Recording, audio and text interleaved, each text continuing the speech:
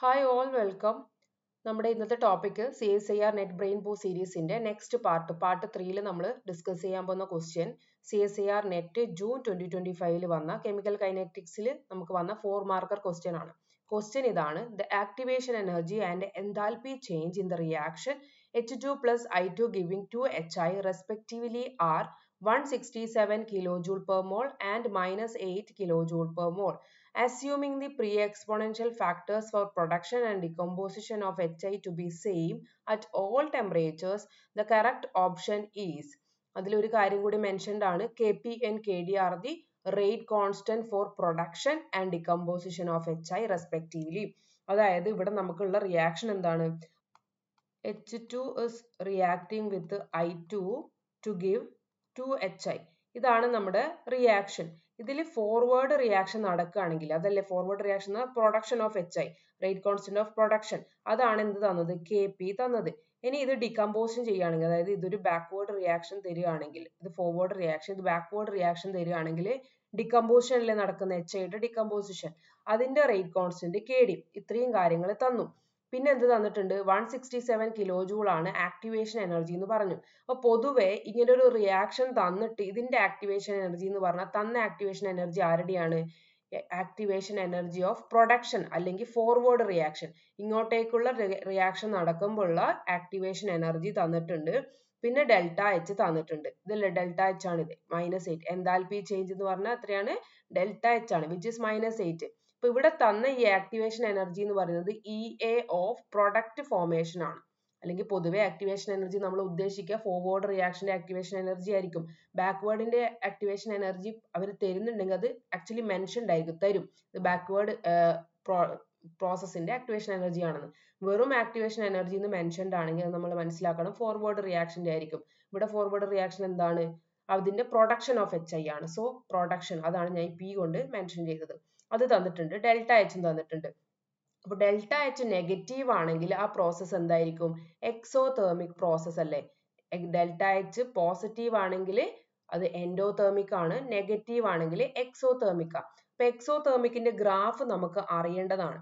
എക്സോതേർമിക്കിന്റെ graph എന്ന് പറയുന്നത് in the sense energy versus reaction process, energy versus reaction പ്രോസസ്സിന്റെ നമ്മുടെ ഗ്രാഫ് നോക്കുമ്പോൾ എങ്ങനെയാ വരിക? ഇവിടെ നമ്മുടെ പ്രോഡക്റ്റ് എന്തായിരിക്കും? എക്സോതേർമിക്കില് പ്രോഡക്റ്റിന്റെ എനർജി റിയാക്ടന്റിന്റെ എനർജിനേക്കാളും കുറവായിരിക്കും. അപ്പൊ ഈ ഗ്രാഫാണ് ഇതിന് വരിക എന്നുള്ളത് നമുക്ക് മനസ്സിലാവണം. ഇവിടെ റിയാക്ടന്റ് ആരൊക്കെയാ? H2യും I2യും. അതിന്റെ എനർജിന്റെ പൊസിഷൻ ആണ് ഇവിടെ മെൻഷൻ ചെയ്തത്. ഇതെന്ന് പറയുന്നത് നമ്മുടെ HI ആണ്, നമ്മുടെ പ്രോഡക്റ്റിന്റെ പൊസിഷൻ. ഇതാണ് എനർജി. അപ്പൊ ഇവിടെ energy of HI is less than energy of നമ്മുടെ റിയാക്ടന്റ്. അപ്പൊ നമ്മൾ ഡെൽറ്റ എച്ച് എങ്ങനെയാണ് മെൻഷൻ ചെയ്യുക, അല്ലെങ്കിൽ നമ്മൾ എങ്ങനെയാണ് ഡെൽറ്റ എച്ച് കാണുക? പ്രോഡക്റ്റിന്റെ energy of product minus energy of reactant. അപ്പൊ ഇവിടെ പ്രോഡക്റ്റിന്റെ എനർജി കുറവല്ലേ, അതുകൊണ്ടാണ് ഇവിടെ നമുക്ക് നെഗറ്റീവ് കിട്ടുന്നത്. ചെറിയത് നിന്ന് വലിയത് മൈനസ് ചെയ്യുമ്പോൾ നമുക്ക് നെഗറ്റീവ് കിട്ടുന്നത് അതുകൊണ്ടാണ്. സോ ഇതാണ് അതിന്റെ കറക്റ്റ് ഗ്രാഫ് വരുന്നത്. ഇതുവരെ ഓക്കെ അല്ലേ? ഇനി ഇവിടെ നമുക്ക് തന്നിരിക്കുന്നത് activation energy EA of product formation എന്ന് പറഞ്ഞാൽ ഈ റിയാക്ഷൻ ഇങ്ങോട്ടേക്ക് നടക്കുമ്പോൾ H2വും I2വും കൂടി റിയാക്ട് ചെയ്തിട്ട് HI ആവുമ്പോഴുള്ള ആക്ടിവേഷൻ എനർജിയാണ് തന്നത്. എന്ന് പറഞ്ഞാൽ ഈ റിയാക്ടന്റ് ഈ ട്രാൻസിഷൻ സ്റ്റേറ്റിലേക്ക് എത്തണമെങ്കിൽ ഒരു ആക്ടിവേഷൻ എനർജി അതിന് കിട്ടണം. അതാണ് ഈ EAP എന്ന് പറയുന്നത്. EAP എന്ന് പറയുന്നത് ഫോർവേഡ് ഡയറക്ഷനിലേക്ക് പോകുമ്പോഴുള്ള ആക്ടിവേഷൻ എനർജിയാണ്. ഓക്കെ, അതാണ് EA ഓഫ് P. ഇനി നമുക്ക് ഇവിടെ ഓപ്ഷൻസ് നോക്കാം. ഇതുവരെ ക്വസ്റ്റ്യനിൽ തന്ന കാര്യങ്ങളൊക്കെ നമ്മൾ എഴുതിയിട്ടുണ്ട്. ഓക്കെ, ഇനി ഡെൽറ്റ എച്ച് എന്ന് പറയുന്നത് എന്താണെന്നും കൂടി എഴുതാം. ഈ ഡെൽറ്റ എച്ച് നമ്മൾ ഡിഫൈൻ ചെയ്തേക്കുന്നത് EA ഓഫ് പ്രോഡക്റ്റ് ഫോർമേഷൻ അല്ലെങ്കിൽ forward reaction minus EA of backward reaction by convention. ഇതാണ് ഇതിന്റെ ഡെഫിനേഷൻ. ഇപ്പൊ ഫോർവേഡ് റിയാക്ഷനിൽ നടക്കുന്ന ആക്ടിവേഷൻ എനർജിയിൽ നിന്ന് ബാക്ക്വേർഡ്, ഈ റിയാക്ഷൻ ബാക്ക്വേർഡ് നടക്കാമല്ലോ, HIയിൽ നിന്ന് H2 I2 ആയിട്ട് ഇത് ഡികമ്പോസ് ചെയ്യുകയാണെങ്കിൽ തിരിച്ചു പോകണം. അപ്പൊ അത് തിരിച്ചു പോകണമെങ്കിൽ അതിന്റെ ആക്ടിവേഷൻ എനർജി എന്താ? ഇതാണ് ഇവിടെ ഈ സമയത്ത് ഡികമ്പോസിഷൻ നടക്കുന്ന സമയത്ത് HI അതിന്റെ റിയാക്ടന്റാ, ഇതല്ലേ ഡികമ്പോസ് ചെയ്യുന്നത്. സോ ഇതിൽ നിന്ന് ഈ ട്രാൻസിഷൻ സ്റ്റേറ്റിലേക്ക് എത്തണമെങ്കിൽ എത്ര എനർജി വേണം?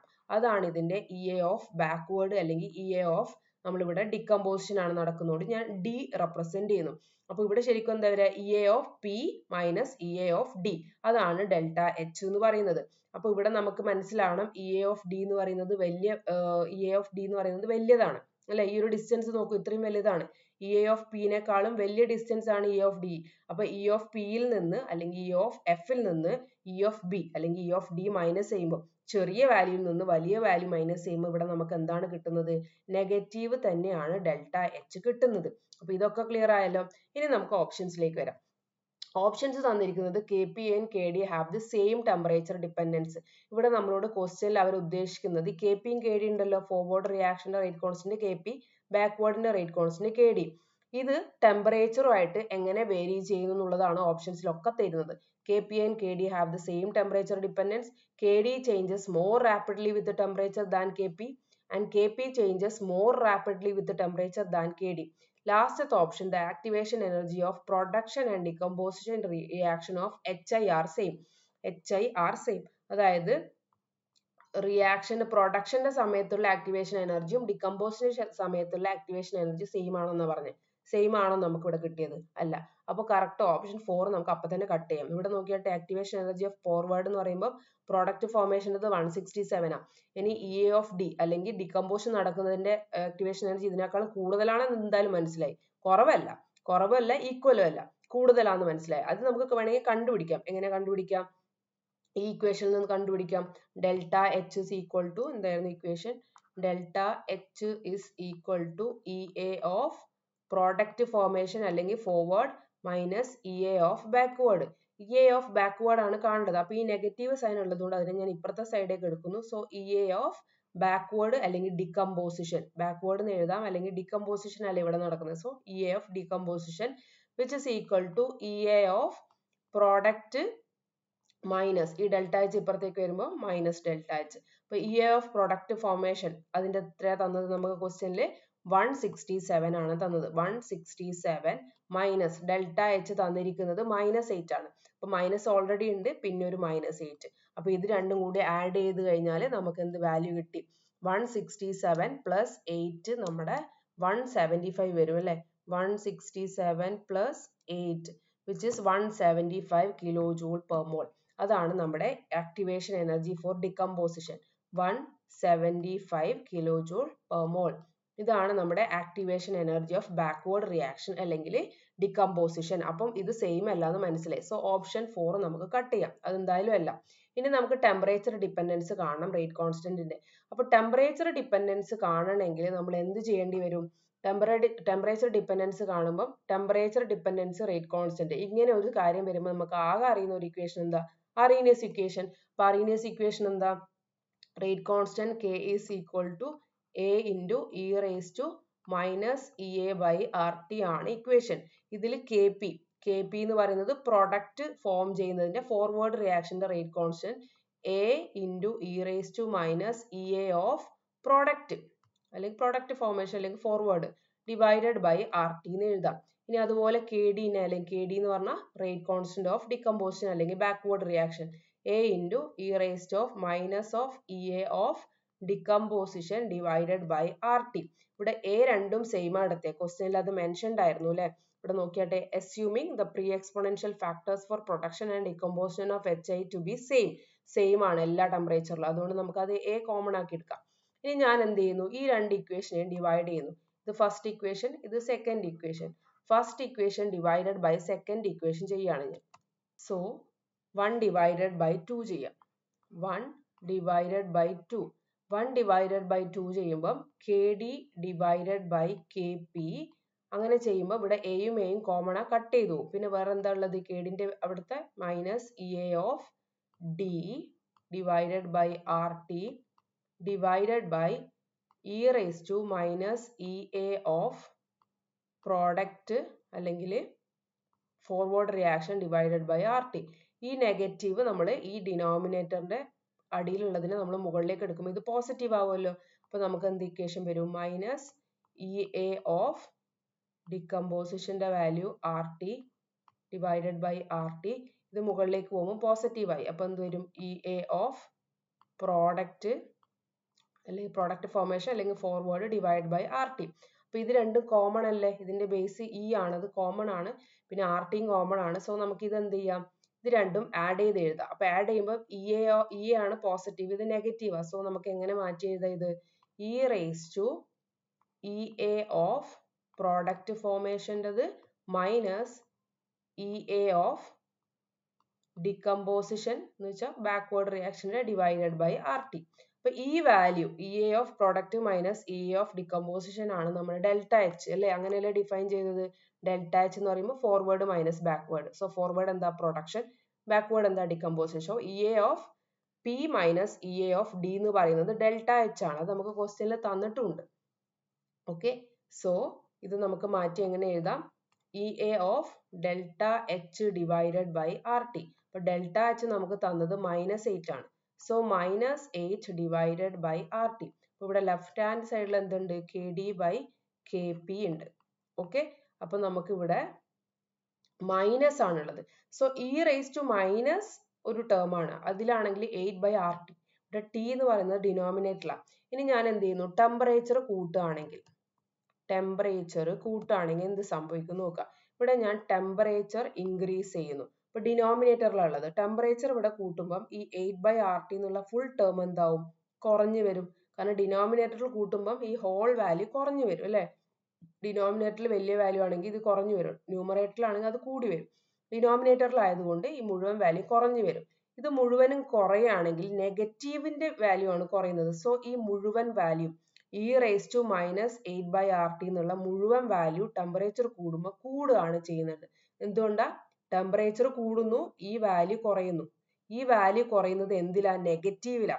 So E raise to minus ഇങ്ങനെ ഒരു വാല്യൂ കുറയുന്നതിനനുസരിച്ച് ഈ വാല്യൂ കൂടുക ചെയ്യാം. അല്ലെങ്കിൽ ഇങ്ങനെ മനസ്സിലാക്കിയാൽ മതി, KD divided by KP which is equal to ഈ E റേസ് ടു മൈനസ് എന്നുള്ളതിന് ഞാൻ 1/, എന്ന് എഴുതും. കാരണം ആ E റേസ് ടു ഇവിടെ ഡിനോമിനേറ്ററിൽ ഉള്ളതിന് മുകളിലേക്ക് പോകുമ്പോൾ അത് E റേസ് ടു 8/RT എന്ന് എഴുതാം.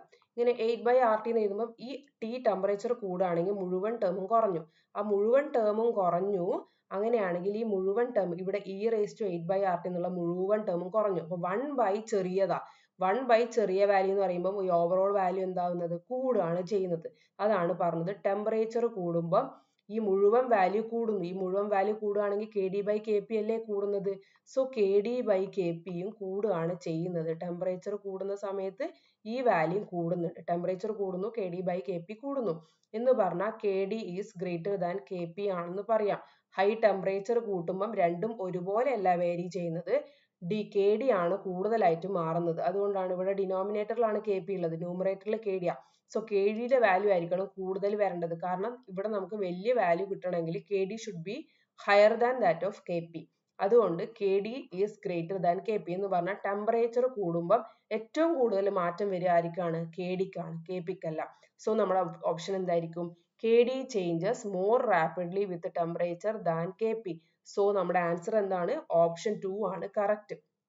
KD ആയിരിക്കും ടെമ്പറേച്ചർ മാറുന്നതിനനുസരിച്ച് കൂടുതലായിട്ട് മാറുക. KP ഇതുപോലെ ടെമ്പറേച്ചർ കൂടുമ്പോൾ KPയും കൂടും, പക്ഷെ KDക്കായിരിക്കും മോർ റാപ്പിഡ് ആയിട്ടുള്ള ചേഞ്ച് സംഭവിക്കുക KPനേക്കാളും. ക്ലിയർ ആയല്ലോ. സോ ഓപ്ഷൻ 2 ആണ് നമ്മുടെ കറക്റ്റ് ഓപ്ഷൻ വരുന്നത്. ഇനി ഇതൊരു സിമ്പിൾ വേയിൽ നിങ്ങൾക്ക് ഒരു കൺസെപ്റ്റ് അറിയെങ്കിൽ പെട്ടെന്ന് തന്നെ ആൻസർ ചെയ്യാൻ പറ്റുമായിരുന്നു. എന്ത് ചെയ്താൽ മതി, നമുക്ക് ഈ 2 പോയിന്റ്സ് നിങ്ങൾക്ക് ഇമ്പോർട്ടൻ്റ് ആയിട്ട് പഠിച്ചിരിക്കേണ്ടതാണ്. ആക്ടിവേഷൻ എനർജി കൂടുമ്പം റേറ്റ് കോൺസ്റ്റന്റ് കുറയും, അത് നമുക്ക് അറിയുന്നതാണ്. കാരണം ആക്ടിവേഷൻ എനർജി എത്രത്തോളം കൂടുന്നു, ഇതാണ് ഈ ആക്ടിവേഷൻ എനർജിന്റെ ഡിസ്റ്റൻസ് എങ്കിൽ ഇത് കവർ ചെയ്യാൻ സമയം കൂടും. സമയം കൂടുമ്പോൾ റേറ്റ് കുറയും. റേറ്റ് കുറയാന്ന് പറഞ്ഞാൽ റേറ്റ് കോൺസ്റ്റന്റ് കുറയും. E എന്ന് പറയുന്നത് ഇത്ര മാത്രമേ ഉള്ളൂ, ഈ ഒരു ഡിസ്റ്റൻസ് മാത്രമേ കവർ ചെയ്യേണ്ടെങ്കിൽ അതിന്റെ റേറ്റ് എന്തായിരിക്കും, കൂടുതലായിരിക്കും. അതുകൊണ്ട് റേറ്റ് കോൺസ്റ്റന്റും കൂടുതലായിരിക്കും. സോ ടെമ്പറേച്ചർ ഡിപ്പെൻഡൻസ് വരുന്ന സമയത്ത് temperature dependence is greater for rate constant when activation energy is higher. Activation energy കൂടുതലുള്ള പ്രോസസ്സിന്റെ ടെമ്പറേച്ചർ ഡിപ്പെൻഡൻസ് കൂടുതലായിരിക്കും. റേറ്റ് കോൺസ്റ്റന്റ് മുകളിലുള്ള temperature dependence more when activation energy is higher. അപ്പോൾ ഇവിടെ നമുക്ക് 2 പ്രോസസ്സ് ഉണ്ട്, ഫോർവേഡ് ഉണ്ട്, ബാക്ക്വേർഡ് ഉണ്ടായിരുന്നു. അപ്പോൾ ഫോർവേഡിന്റെ ആക്ടിവേഷൻ എനർജി എത്രയായിരുന്നു, 167 ആയിരുന്നു. 167 ആയിരുന്നു ഈ ഒരു ആക്ടിവേഷൻ എനർജി. ഇത് തിരിച്ച് ഡികമ്പോസിഷൻ ചെയ്യുമ്പോൾ ഉള്ളത് 175 ആയിരുന്നു. അപ്പോൾ ഡികമ്പോസിഷൻ ചെയ്യുമ്പോഴുള്ള ആക്ടിവേഷൻ എനർജിയാണ് കൂടുതൽ. അപ്പോൾ ആക്ടിവേഷൻ എനർജി എത്രത്തോളം കൂടുന്നോ ആ പ്രോസസ്സിന്റെ റേറ്റ് കോൺസ്റ്റന്റ് ഇവിടെ ഏതാ, KD. ആ KD ആയിരിക്കും ടെമ്പറേച്ചർ മാറുമ്പോൾ കൂടുതലായിട്ട് മാറുക, ടെമ്പറേച്ചർ ഡിപ്പെൻഡൻസ് കൂടുതൽ ഉണ്ടാവുക. അപ്പോൾ ഈ ഒരു ഒറ്റ കാര്യം നമുക്ക് അറിയെങ്കിൽ ഇത്രയും കാൽക്കുലേഷൻ ഒന്നും ചെയ്യാതെ പെട്ടെന്ന് തന്നെ മനസ്സിലാവും 167 ആണ് ഇതിൻ്റെതെങ്കിൽ മറ്റേത് നമുക്ക് ഈ ഡെൽറ്റ എച്ച് വാല്യൂയിൽ നിന്ന് മറ്റേതിന്റെ കണ്ടുപിടിക്കാൻ പറ്റും 175. അപ്പോൾ കൂടുതൽ ആക്ടിവേഷൻ എനർജി കൂടുന്നു. സോ അതിന്റെ temperature dependence on rate constant കൂടുതലായിരിക്കും. സോ KD ആയിരിക്കും ടെമ്പറേച്ചർ മാറുമ്പോൾ കൂടുതലായിട്ട് വാരി ചെയ്യുന്നത് റാദർ ദാൻ KP. സോ ആ പോയിന്റ് നമുക്ക് കൺസെപ്റ്റ് ക്ലിയർ ആണെങ്കിൽ ഇത്രയും കാൽക്കുലേഷൻ ചെയ്യാതെ തന്നെ നമുക്കത് ഒറ്റ വാക്കിൽ 4 മാർക്ക് നമുക്ക് കിട്ടിയേനെ. സോ ഐ ഹോപ്പ് ഈ ഒരു പ്രോബ്ലം ഡിസ്കസ് ചെയ്ത് നിങ്ങൾക്ക് ക്ലിയർ ആയെന്ന്. So thank you so much.